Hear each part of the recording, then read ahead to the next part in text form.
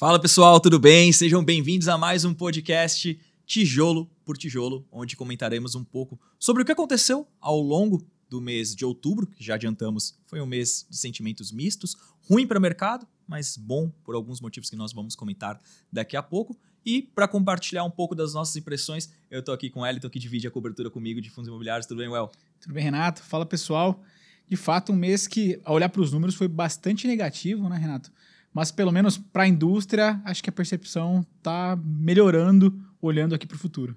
Exatamente, acho que está bem naquela linha de dicotomia. Acho que a mesma dicotomia que serve para a Bolsa serve para os fundos imobiliários, né? Uma coisa é o que está acontecendo na economia real e outra coisa é o que está acontecendo na Bolsa. Eu nem vou entrar muito no detalhe do que aconteceu ao longo do mês, o relatório já está disponibilizado no Agora Insights, e ao longo do mês a gente já falou extensivamente sobre o desempenho dos ativos de risco aqui no Brasil. Não necessariamente fundos imobiliários, né? Mas nós tivemos live com Dalton Gardman, nosso economista-chefe, nós tivemos live de estratégia. Ao longo do último mês, houve sim uma deterioração das expectativas dos investidores, né? Curva de juros avançando, expectativas relacionadas a um corte de gastos, que até o momento que a gente grava esse podcast não foi anunciado. O IPCA mais 6 virou IPCA mais 7. O pessoal que era especialista em IPCA mais 6, né? Quem recomendou IPCA mais 6 naquela época acabou tomando uma marcaçãozinha a mercado que não foi legal, então isso a gente muda de assunto. Mas tem vários fatores ali que foram prejudiciais para o mercado, né? Então, o IFIX, né, assim como os fundos imobiliários como um todo, caíram em linha com a Bolsa, em linha com o desempenho das taxas de juros, né?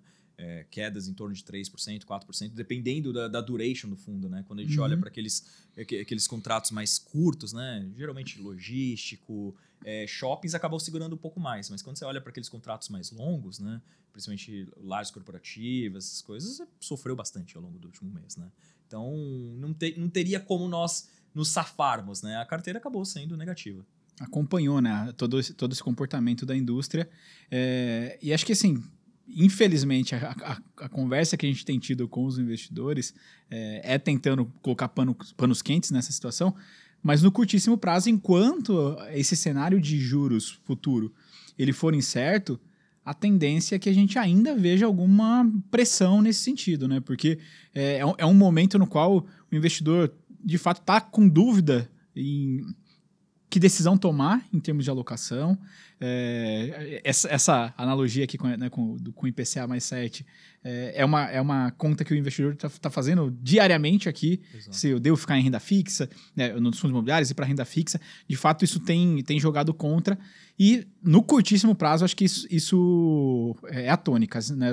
A gente não vislumbra um gatilho específico para fundos imobiliários que tenha uma melhora significativa, a não ser, de fato, uma melhora nessa percepção de risco, uma melhora, principalmente olhando para a curva de juros futura, ela trazer algum alívio para que o investidor possa ter mais apetite, embora, quando a gente olha para os preços eles são bastante convidativos. Exato, a gente até fez essa provocação, né, no relatório desse mês, né?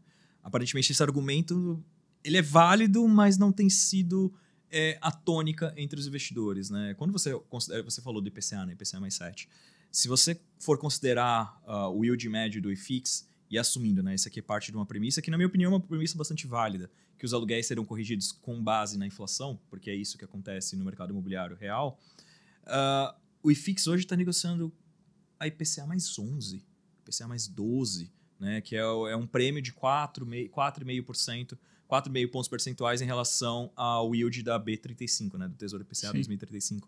Então, tá barato, né? Mas falta aquele ímpeto, aquele que é mais. Por que eu vou comprar, né? E a gente lembra, em retrospecto, foi no ano passado, se não me engano, né? Nós escrevemos um relatório no qual a gente fez um backtest, né? Para entender como que é a dinâmica do tijolo em função da taxa de juros, né? E a nossa constatação na época foi que para cada ponto percentual da Selic para cima ou para baixo, os fundos imobiliários oscilavam entre 8% e 10% na direção oposta, né? Então, enquanto o juro sobe, é muito difícil você fazer essa argumentação de que, olha, compra agora porque tá barato. De fato tá barato.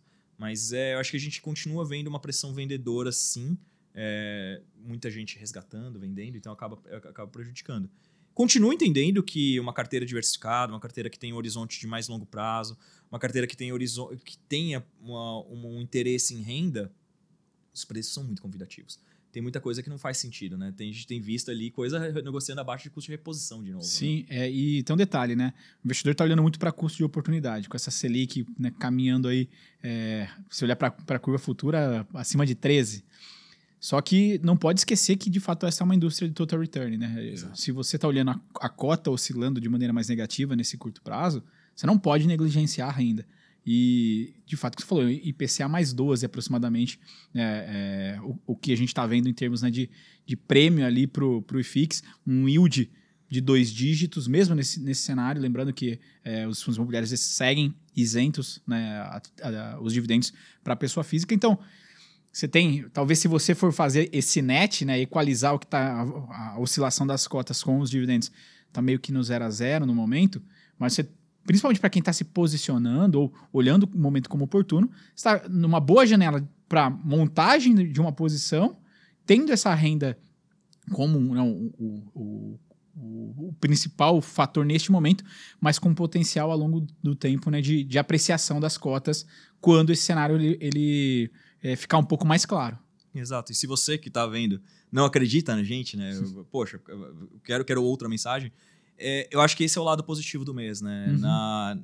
Durante o mês de outubro, nós participamos de um fórum, o GRI Club, que é o maior fórum brasileiro sobre fundos imobiliários, e onde a gente pôde compartilhar a experiência com pessoas do mercado. Né? Os principais gestores estavam lá. Fossem eles gestores de fundos imobiliários mesmo, mas gestores de mercado imobiliário. Né? Tinha muita gente de empresa que não era listada. Né? Brookfield, por exemplo. Tinha bastante gente lá que era realmente investidor institucional de mercado imobiliário. E a percepção foi muito parecida com a nossa. Né? Tá barato, mas falta gatilho. Uhum. Né? Então, o mote desse mês, né, no nosso relatório, que para quem já leu, e acho que a discussão aqui vai girar muito em torno disso, não é ter pau só com a paneira. De fato, acho que o ambiente não é o mais propício para quem está comprando fundo imobiliário.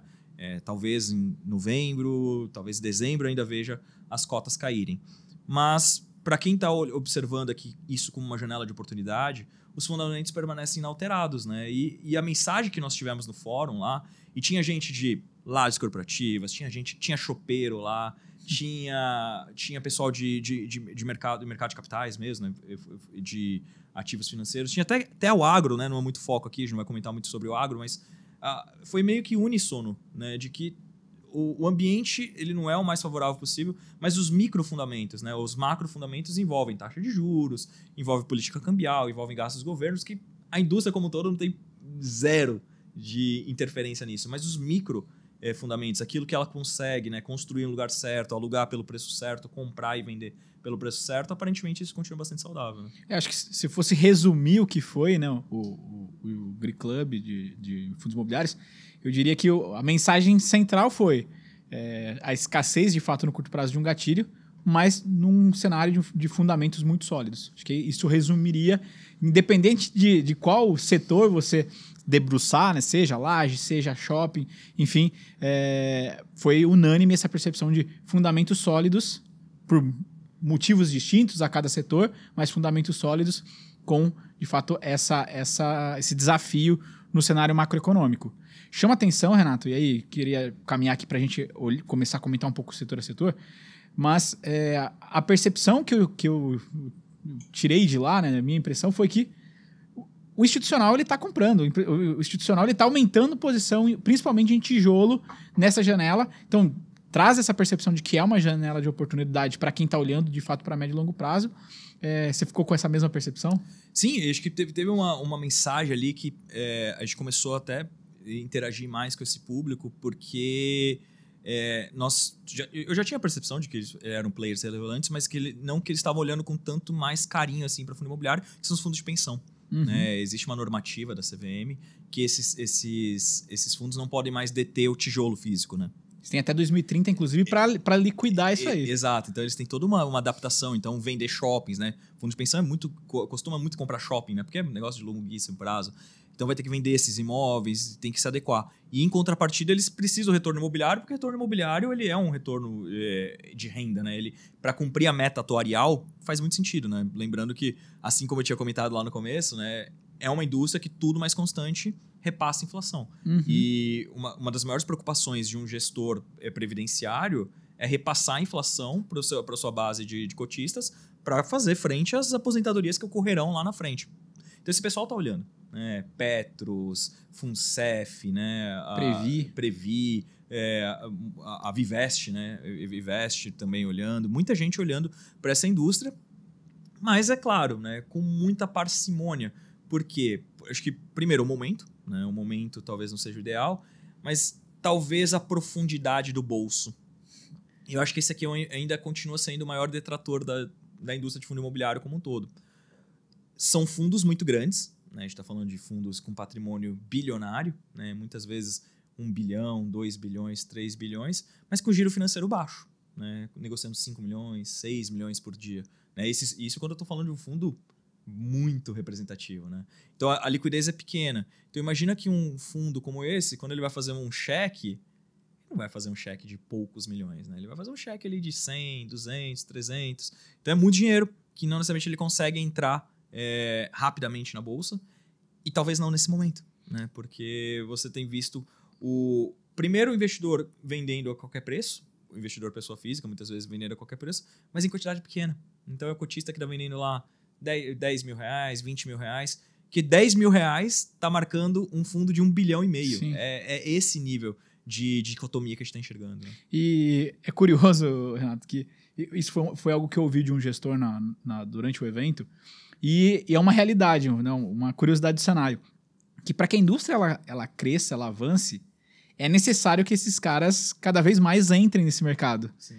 E para que esses caras cada vez mais entrem nesse mercado, é preciso de mais liquidez, mais volume. Então, é uma situação meio... O ovo ou a galinha. Exatamente. Quem vem primeiro, né? Porque, de fato, você tem essas duas peculiaridades. Eles precisam de volume, de liquidez, e a indústria precisa de gente grande para ter volume e liquidez. Então, acho que, aos poucos, a gente vai começar a observar uma participação maior desse institucional. A gente já começou a ver, principalmente no que oferta, né? No que é primário, mas no secundário eles estão começando a olhar também. E a gente tem outro ponto, né? Isso a gente está falando só de fundo de pensão aqui no Brasil. Mas os níveis de preços, né? Os caps de entrada, cap rate, começaram a ficar tão interessantes que até estrangeiro está começando a olhar, né? O estrangeiro, ele não gosta dos benefícios tributários que nós gozamos aqui, principalmente como pessoas físicas, mas mesmo assim faz sentido, né? Você vê alguns caps de entrada ali, pega alguns tijolos que estão com maior vacância, que tem um certo nível de problema dentro do portfólio, você está olhando cap de 15, cap de 16. Poxa, é muito barato, né? Você comprar o cap a 15, lembrando que o cap é o quanto de receita o fundo entrega em relação ao valor dele. Se você compra ele com 15, sai a 8, poxa, você dobrou seu dinheiro, né? Sim. Você dobrou seu dinheiro e dependendo às vezes em pouco tempo. Né? Então tem bastante oportunidade aqui, na nossa opinião, mas isso vai acontecer ao longo do tempo, não é algo de imediato. Eu acho que os fundamentos de curto prazo eles foram deteriorados sim por uma questão macro. Uhum. Né? E, por exemplo, indo para os painéis em específico, né? Eu olhei com um pouco mais de profundidade o painel de logística e o painel de lajes corporativas. Começando pelo de lajes corporativas, acho que é o que talvez que tenha trazido menos novidades. Talvez tenha sido mais interessante porque eram pessoas do mercado mesmo, estão ali vivenciando o dia a dia da indústria. Mas de novidade concreta, eu senti muito pouca novidade. Muito alinhado com o que a gente tem falado com vocês, inclusive, né? O lugar para estar em termos de receita continua sendo Faria Lima. Uhum. Faria Lima é o lugar para onde está. Aluguéis já começando a circular em torno de R$400 o metro quadrado. Já teve negociação já em torno de R$400. E a região que mais está tendo ocupação é a região da Berrini, Chucre Zaidan, que é para onde o São Paulo está crescendo com o eixo da água espraiada, que é o novo plano diretor, levando a cidade para aquele lado. Então, os aluguéis são mais baratos. As grandes multinacionais, empresas farmacêuticas, indústria alimentícia, até escritórios de advogados, indo um pouco mais para lá. E Faria Lima ficando um nicho muito focado em bancos, né? Essencialmente onde nós estamos, por exemplo. Nós estamos também na Faria Lima com a JK e nossos concorrentes também estão todos aqui na região. Então, senti pouca novidade aqui. Eu diria que sim, o ponto para mim que talvez não estivesse tanto no radar, e acho que vale comentar, Renato, foi o fator de base contratual antiga, vamos dizer assim, e revisionais, né? Porque esse é um ponto, a gente tem falado muito desses aluguéis que eles estão crescendo, mas talvez o cotista ainda não está sentindo isso no bolso. Exato.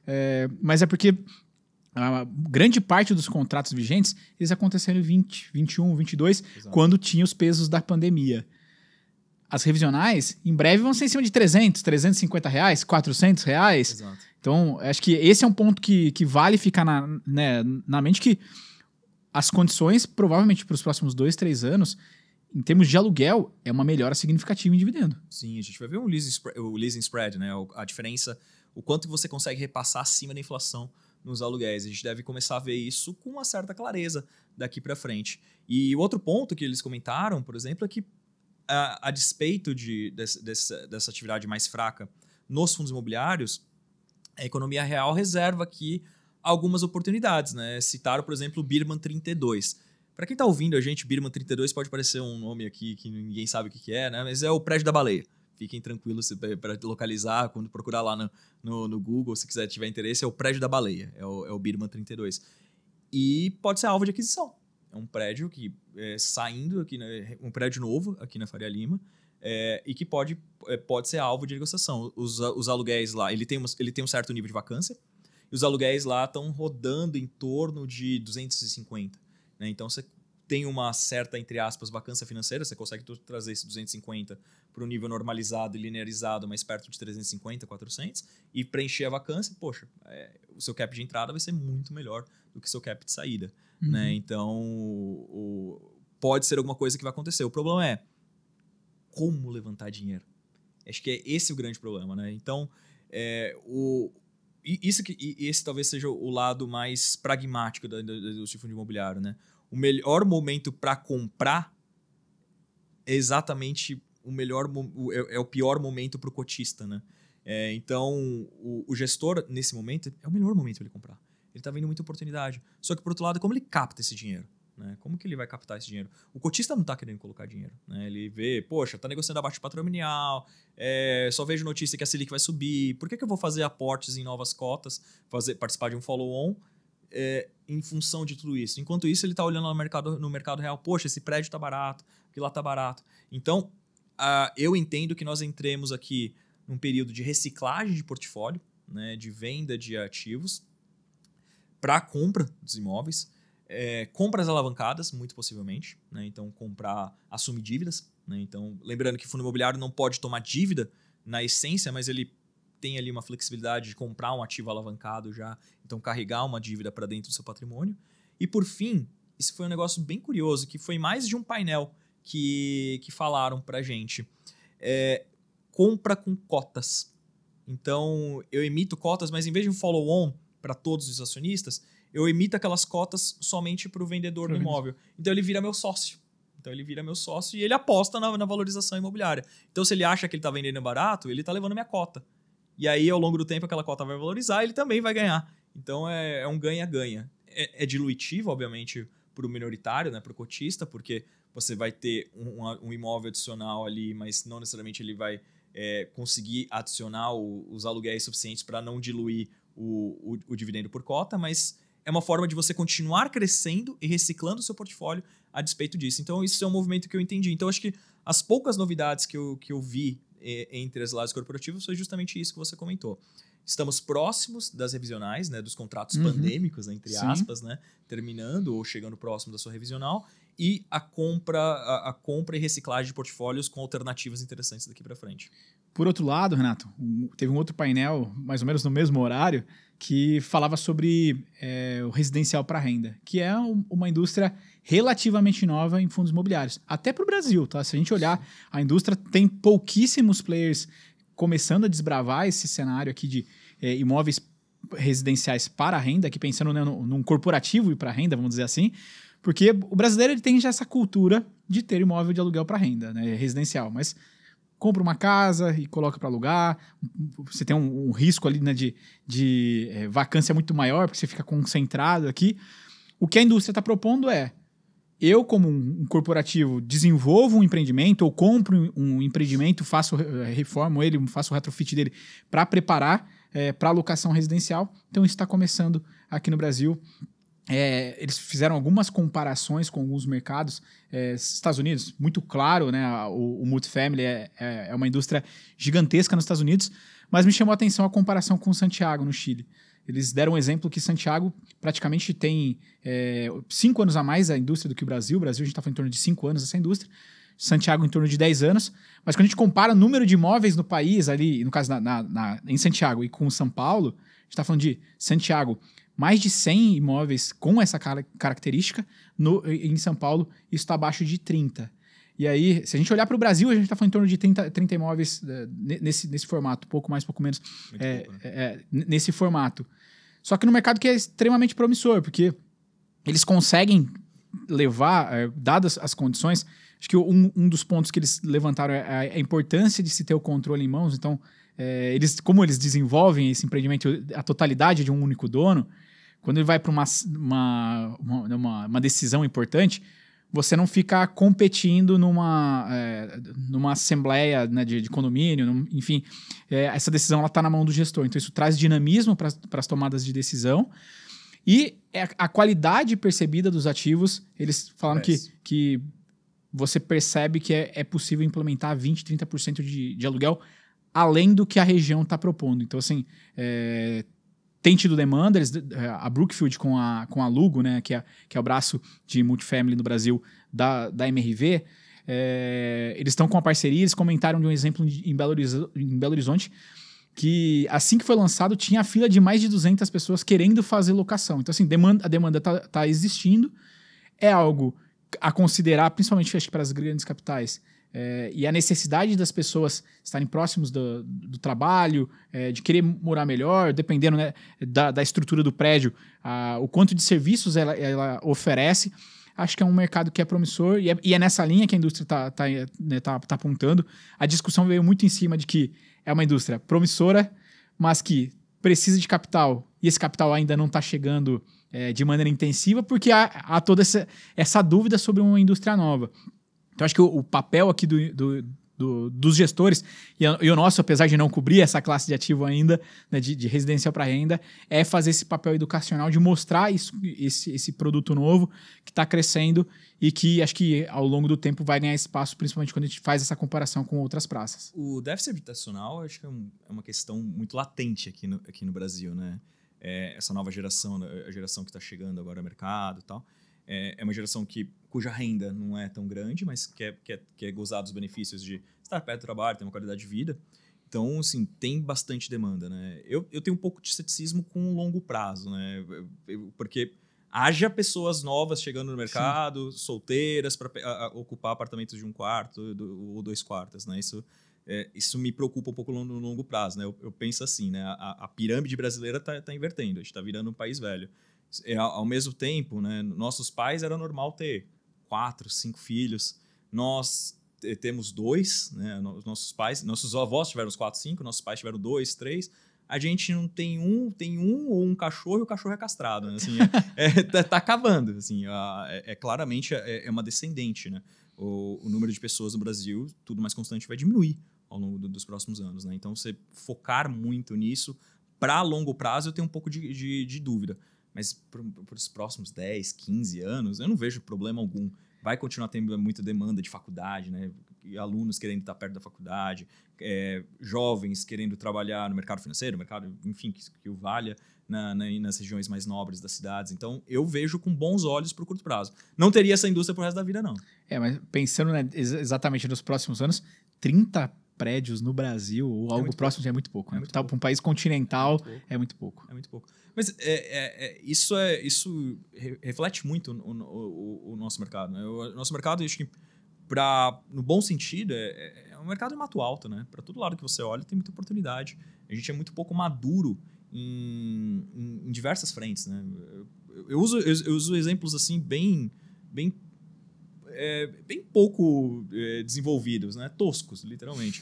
Mas você vai, por exemplo, nos Estados Unidos, você vai no supermercado, você vai no corredor de salgadinhos. Gente, quem já foi para os Estados Unidos ou outros países sabe o que eu estou falando. Você vai lá, tem 50 mil salgadinhos. Você vai aqui no Brasil, tipo, são quantas marcas? 5, 6. Então, o nosso mercado ele é muito pouco desenvolvido em vários sentidos, né? Então, o mercado imobiliário ele só é um reflexo desse pouco de dinamismo da economia. Por quê? A massa salarial é baixa, o nível de desemprego é elevado, então tudo isso acaba impedindo que você tenha um desenvolvimento muito grande. Mas assumindo que ao longo do tempo a massa salarial vai crescer, as coisas vão melhorando, você tem que ter um mercado consumidor que precisa ter novos produtos, e acho que isso aqui entra muito bem nisso, né? O imóvel, essa geração ela é muito ligada nisso, né? De usar e não ter. Sim. Usar um carro, um Uber da vida e não ter um carro, usar um apartamento e não ter a propriedade do apartamento. Então acho que isso enquadra muito bem. Então eu gosto, né? A gente não cobre justamente porque são tão poucos exemplos ainda e é difícil começar do zero e você ter um comparativo. Porque comparar com o exemplo de Chile, comparar com o exemplo dos Estados Unidos, eu acho que assim, do ponto de vista macro, até faz sentido entender como que evoluiu a dinâmica, mas em termos micro, né, o preço, será que está justo ou não está justo? Porque a realidade não é a mesma, né? Taxa de juros, câmbio, salário, é totalmente diferente, né? Então, eu gostaria de ter mais dados antes de a gente começar a olhar com mais entusiasmo. Inclusive, esse ano mesmo, a gente foi visitar, né? A gente foi no Casa, a gente escreveu até um relatório especial sobre isso, né? Uma edição na Trena. Na Trena é um relatório que a gente tem de empreendimentos que nós visitamos. É um exemplo muito legal do que está sendo feito aqui em São Paulo, perto do INSPER, de uma faculdade renomada aqui em São Paulo, que inclusive também é um fundo imobiliário. Então, tem dinâmicas para acontecer, mas por enquanto eu ainda tenho um pouco de cautela com isso. Já, por outro lado, tem um mercado que é super desenvolvido. E esse, acho que a mensagem foi muito positiva, que é de logística, né? Logística, eu sou fã de carteirinha, né? Acho que eu sou um pouco suspeito para falar. A gente, esse ano, a gente teve a oportunidade de visitar alguns empreendimentos e ver o que é logística, né? Porque quando a gente fala de logística, pelo menos no passado, né, quando você conversava com uma pessoa sobre logística, todo mundo pensava que era um grupo de amigos, né? Eu, o Wellington e mais alguns, compramos um terreno do lado da estrada e fazemos lá um caixotinho. Cara, isso não é logística mais, né? Logística é muito mais do que isso, né? Logística a gente está falando de eficiência, de venda por metro quadrado, né? Essencialmente é isso, né? O Mercado Livre, por exemplo, eles deram exemplo sobre isso, né? O Mercado Livre não fala mais em área total, né? Ele fala de venda por metro quadrado, né? Quanto que eu tenho de eficiência, né, nesse galpão? O que eu posso trazer de melhoria para a minha operação com esse galpão? Por isso que acho que ganha tanta importância do last mile, né? Exato, last mile, mas talvez o mais importante é você estar com um locador, né, um proprietário financeiramente saudável, que possa fazer frente às necessidades de uma indústria em evolução. Né? Não é só mais construir um empreendimento. É construir um empreendimento que esteja alinhado com as necessidades que aquele mercado exige. Né? Eu tenho certeza que o quão complexo deve ser para o Mercado Livre, em grandes capitais, mas principalmente em São Paulo, você comprar alguma coisa 8 horas da manhã, 2 horas da tarde está na sua casa. Isso é muito complexo. Não é só um galpão logístico, é toda uma operação logística. Né? E eles mostraram que tem cada vez mais interesse desses grandes players em estar apenas com players institucionais. O que eles chamavam de flight quality, né? Então, sair de empreendimentos mais baratos para empreendimentos melhores já não é tão verdade, não é só o quality. Eu quero estar junto com o institucional, eu quero flight to institutional, né? Estar junto com os grandes players internacionais, com os fundos imobiliários, porque eu sei que se eu precisar de uma demanda específica, eu preciso que a ala norte do meu galpão seja revitalizada para dar espaço para a minha operação de last mile, vocês conseguem fazer? Poxa, eu consigo, vem comigo. Então, isso acho que foi a mensagem mais interessante do logístico, que ainda tem uma demanda aquecida, mas essa demanda ela está muito pontual, né? E principalmente nos grandes. A gente tem visto o que tem crescido de área vaga aqui no Brasil são aqueles galpões menos sofisticados, enquanto que os mais sofisticados, a vacância está muito baixa, muito baixa. E a exemplo do que você comentou sobre as revisionais também, os contratos pandêmicos estão chegando ali ao fim, ou metade deles, né? Que chega no período da revisional. Então, também é uma indústria que vai ver leasing spreads positivos. Então, assim, em geral, da mensagem, inclusive tem muito mais detalhe ali no relatório para vocês, eu não quero até em benefício do tempo aqui, não quero me aprofundar muito nisso, mas foi, e na minha opinião, vai continuar sendo o melhor setor, e é o que eu senti entre gestores, entre investidores e entre profissionais do setor, que continua sendo ali. Para quem quer renda e tijolo, logístico, não tem outra escolha. Eu queria fazer um paralelo agora, Renato, com renda urbana, porque você falou sobre, né, esse bolso grande, né, que consegue dar suporte para as necessidades do inquilino. Para a renda urbana, a característica é um pouco distinta, porque o foco da conversa, e o painel de renda urbana, ele dividiu renda urbana e shoppings. Falou muito pouco sobre shoppings, basicamente só reforçando a tese de que continua com uma operação muito saudável, potenciais M&As acontecendo. Na semana teve, né, mais anúncios da Allos vendendo participação. Até agora não vi quem foi o comprador, mas, segredo. Mas pode ser um fundo imobiliário, considerando os movimentos que já aconteceram ao longo deste ano. Mas o fato é que a grande diferença da renda urbana para os big box foi exatamente esse bolso que acessa ao ativo. Então, quando nas outras classes, talvez a recorrência de reciclagem seja menor, para a renda urbana foi unânime a leitura de que recorrência também é sinônimo de alienação. Então, para a renda urbana, eles entendem que quanto mais puder vender e gerar resultado para o cotista com a reciclagem de ativo, renda urbana ele possibilita isso pela característica do ativo. Porque o tamanho dos imóveis, a depender, né, de qual renda urbana a gente está falando, agências bancárias, farmácia, lojas de rua, você tem uma demanda que vem também da pessoa física como comprador. Óbvio que isso faz com que o cap ele seja mais apertado, sim, mas também atende um público que também tem uma margem menor. Né? O varejo, a gente sabe que em média o varejo tem margens menores. Então, você tem esses contratos longos, mas com caps menores, mas com uma facilidade de venda que é maior do ativo, do imóvel. Porque, de fato, você tem também esse interesse da pessoa física procurando alternativas para aluguel, contratos de longo prazo. Então, a gente tem exemplos aqui do próprio TVRI, né, que está na nossa carteira recomendada, ativo, que está no processo de reestruturação, já fez algumas vendas e entende que pode encontrar, inclusive, na pessoa física, o cheque para fazer reciclagem de ativos. Os outros gestores falaram na mesma linha, né? Então, seja para pequenas lojas, seja para farmácia, enfim, é algo que a gente pode ver como composição da renda. E aqui acho que ele neste momento, ele casa numa carteira como uma alternativa também de previsibilidade de renda. Você tem em alguns momentos um ganho, né, um recorrente maior. Na verdade, não seria um recorrente, mas eles trouxeram como uma percepção de que é algo recorrente da renda urbana fazer esse tipo de movimento de alienação. E de shoppings, de novo, só reforçando que essa tendência positiva continua. Em síntese, aqui acho que deu para perceber exatamente isso, né? Nós, quando fomos convidados para lá para o Green Club, eu fui meio cabisbaixo, né? Poxa, o mercado tá ruim. O momento tá ruim. Juro tá ruim. Poxa, o que eu vou escrever para os investidores esse mês, né? O que a gente vai trazer de mensagem? E acho que casou muito o encontro com essas pessoas do setor, né? De compartilhar essas experiências em momentos como esse, né? E acho que ficou bem claro que a mensagem que nós estamos passando para vocês ao longo dos meses, né? Ao longo desse último ano como um todo, né? Principalmente após a invenção aqui desse podcast, né? Do Tijolo por Tijolo, que é uma mensagem muito alinhada com o que está acontecendo com o mercado. O problema é macro, né? E é o mesmo problema que está interferindo no desempenho da bolsa, que está interferindo no desempenho do dólar, que está interferindo no desempenho dos DIs, ou para quem está tentando vender um imóvel na economia real. É uma questão muito mais macro do que micro.